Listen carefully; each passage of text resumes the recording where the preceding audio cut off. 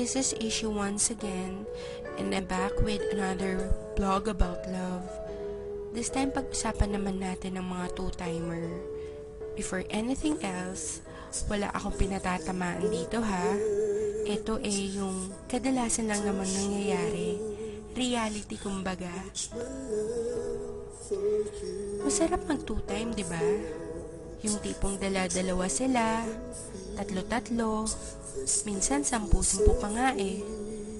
Pero minsan naisip ba natin kung anong epekto nito sa mga nasasaktan natin? Masarap mag two-time. Pag natapos ka sa isa, lilipat ka naman sa isa. Tapos sa iba naman hanggang sa magsawa ka. Tapos iiwan mo lang. Kasi may nakita kang mas gwapo o mas maganda sa kanya. Minsan pag nag-away kayo ng number 1 mo, damay-damay pati yung second, third, and so forth. Kawawa naman sila, no? Samantalang wala naman silang ginagawa sa'yo kung di ang intindihin ka at mahalin lang. Bakit nga kaya masarap mag two-time? Kasi hindi ka marunong makontento sa kung anong meron ng girlfriend or boyfriend mo? Kasi meron mas better sa present mo?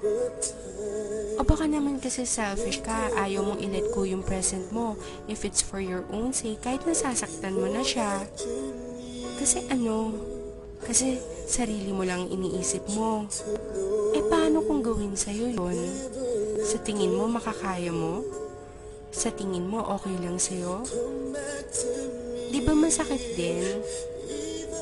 Tsaka, saka mo malalaman na mahal mo pala talaga siya pag may mahal na siyang iba.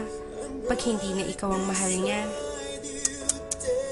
Guys, masarap pagmahal at mahalin. Sana lang, marunong tayong makontento sa ibinigay sa atin.